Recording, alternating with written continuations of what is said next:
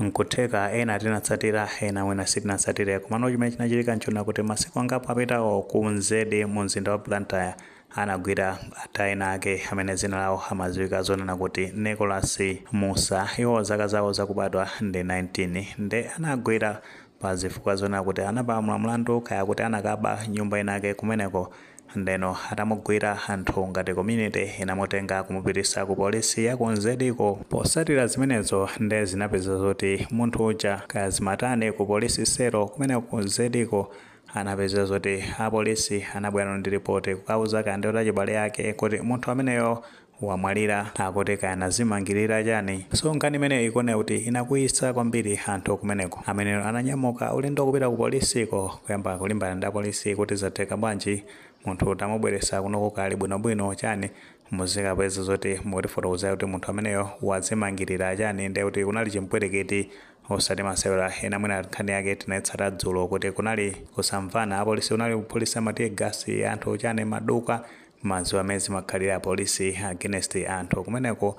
Nde in the course of mkangano umenewo anthu ndithu anapanga uva pa polisi anapita ku nyumba za polisi around kumenekoko nde kuti ati nyumba zitatu anapeza zoti aziononga kaya naziotcha moto chani. Potengeranso ndi amene amayankhulira polisi ya ku Blantyre amene watundi Beatrice Mikuwa anasimikiza zonati nyumba zitatu za polisi kumeneko nde kuti zinaotchedwa moto ku Nzede. Kuchoka pamenepo Beatrice Mikuwa anapitirizanso kufotokoza kuti ati Nicholas Musayo imfa yake inabwera chifukwa choti anazimangirira ndi chingwe. Ati chingwe kaya chinali mu trouser yake sizoti kaya chingwe chake chotani ndimene akufotokozera ndi chimene agwisa ntchito kuzimangirira ku polisi seroko. Kumabe mafunso amene akumazakhalapo ndonena kuti kodi mpolisi seromo analimo yekha kunalibe anthu ena ake amene anagwidwa kuti kande milandu ina yake ndopeza zoti ali mpolisi sero amene mwaifatu sizingatheke zoti anthu ena ake azikaonera wina wake nde kuti akuzimangirira ndizosatheka. Komanso nthawi zambiri anthu akamapita mu polisi sero kuti amangidwa amezoti muchosalamba kaya chani zinthu zimene amatha polisi kuona zoti zindikuthekera kuti munthu ameneyo atha kugwisa ntchito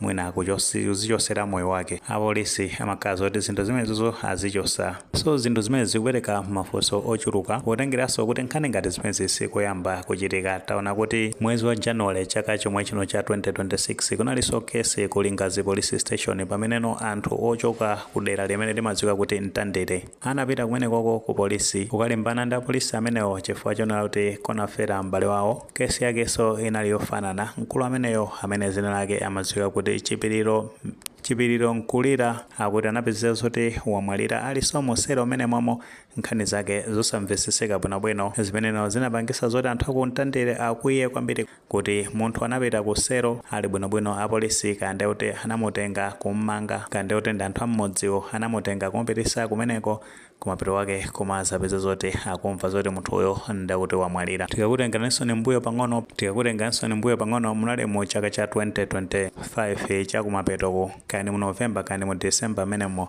ambiri mwina tinaitsatira bwino nkhani yokhuzana ndi zimene zinachitika pa Library Road Block ku Nzimba. Paja kumeneko anazamanganso mkulu wina wake amene zina ake amadziwika zonati Christopher Saka. Nkhani yake ndoti amamuganizira kuti anaba kuti mbuzi komanso foni. Ali mkati mwa polisi sero anapeza kuti mkulu ameneyo anamwalira. Pamene apolisi amakapereka ripoti kwa achibale yake zokhuza ndi imfa yake kunali makeosi kumeneko kunapeza zoti anthu anaotcha polisi kupanga vandalize magalimoto amene anali panja pa polisi road block kuyasa moto. Kunali chimpwerekete kumeneko kunali ndithu kusamvana kwakukulu. Nkhani zona kuti anthu samakhulupirira zoti munthu ameneyo imfa yake ndimene manene apolisiwo sizimagwirizana bwinobwino chifukwa zinkamveka ngati kuti akuti anazimangirira chani. So mutati muone mapateni azimene zimachitikazi zimaona kuti apolisi akapeza kuti munthu wafera musero amanena zoti ayi anazimangirira chani. Komano kuti tifufuze bwinobwino mutha kupeza zoti kumenekoko chilipo china chake chimene chimachitika mkati mwa seromo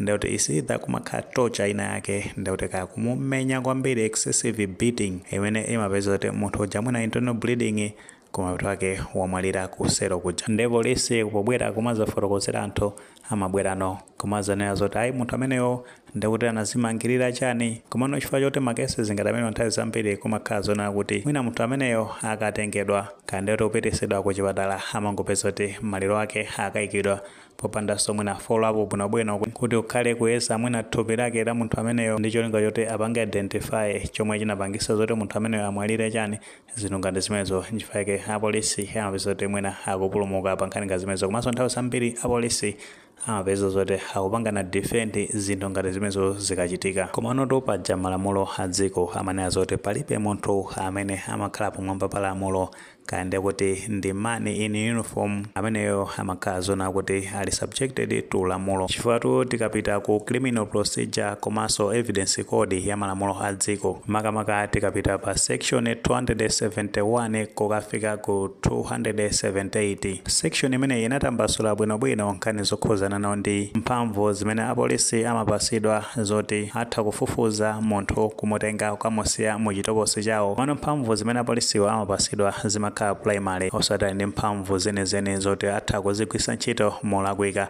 Tikatengeranso makamaka pa section 28 ya CP and EC, imene ndithu imapereka mphamvu kuti apolisi atha kugwira munthu amene akunkayikira kuti wapalamula mlandu kande kuti wakuba kaya wachani, osatenga tu court order. Akamutenga munthu ameneyo kumupirisa mu chitokosi mwawo, kumeneko ndi kumfufuza bwinobwino, kuchoka pamenepo ndi kumutengerano ku bwalo la milandu kuti akapitize nkhani imeneyo ngati wapezeka kuti munthu ameneyo pali umboni ogwirika ndithu kuti anapalamula mlandu umenewo. Makamaka potengeranso ndi section 271 imazafotokoza bwinobwino nkhani imene. Pameneno tikapitirira kupita ku section 19 ya malamulo amenewa imafotokoza zonati munthu wina aliyense sakuyenera kupangidwa subjected ku torture ya mtundu wina uliwonse. Ndesi zikutengera kuti kaya ndote ndo apolisi kande kuti ndi munthu wa mmodzi alibe mphamvu ina iliyonse yoti atha kupanga torture kwa munthu wina wake, ndi kuti munthu amene akukayikiridwa kuti wapalamula mlandu wina wake, ndi kuti no pasakhale extreme torture yopangisa zoti mpana munthu ameneyo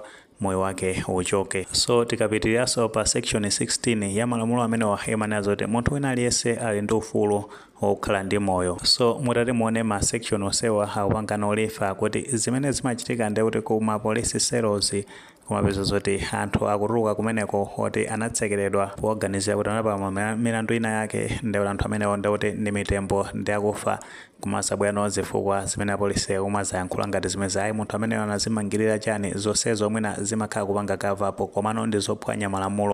Andi mwina masinarios ena ake amene timatha kuona onena kuti pafufuzidwa bwinobwino papezeka umboni apolisi amene anapanga zimenezo amapeza kuti akumangidwanso. Kesi yabwino imene ambiri tinachitira umboni ndi kukhuzana ndi Blair Lule. Malemu Blair Lule, anthu amene apolisi amene azichita zimene zija paja anazamangidwa apolisi amenewo. So mwachidule ndi kuti tikapitano pa section 208 ya malamulo a dziko imanena zona kuti kupha munthu ndi mlandu, ndi kupha munthu kumeneko sikutengera zona kuti kaya ndi waphedwa ndi apolisi, makamaka pamene ali ku police cell kaya ndi kuti no munthu waphedwa ndi anthu amodzi, zonse zija ndizophwanya malamulo. So anthu timayenera tizisata malamulo kaya ndi kuti ndi apolisi, komanso tikupa kuti apolisi kuma training zawo amakhala zoti anaphunzitsidwa zokhuzanako ndi malamulo ali ngati ma primary custodian amalamulo oti akuyenera kupanga abide ku malamulo, ndi pa zimene zimachitikazi ndi zophwanya malamulo. Ndi kumeneko kulikulu la polisiko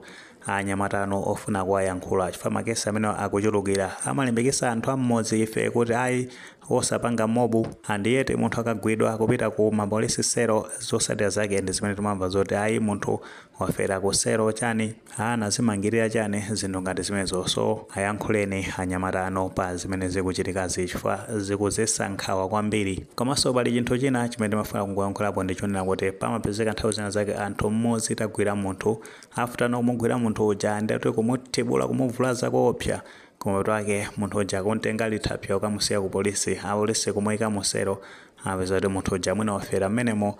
Basi malake kumapeza kuti anthu sakutembenuka ayi apolisi apha munthu iye atiphera munthu ali muselo chanjani, zonse zijaso ndi zosaloledwa. Tiyeni tipange adhere ku malamulo. Ayi makosana amene monkhani zake nimene zikuyendera nkutheka mwini maganizo pa nkhani imene pamene tunazona kuti a Beatrice Mekuwa amene amayankhulira polisi ya ku Blantyre akwera zapanga clarify kuti incident ya ku Nzede meneno Nicholas Musa anapeza zoti wamwalira ali kusero akunena zoti munthu amene anazimangira ndi chingwe kuchoka ku trouser yake. Ngati maganizo amene alipo muthofutoza comment section komano tikamapereka tilemekezenso maganizo anzathu. Sawalira panga like video imene komanso panga subscribe channel chimene cha Fox Malawi News 18 chingoti nkhani zambiri zikamachitika ndi kuti zitha kutipeza mosavuta.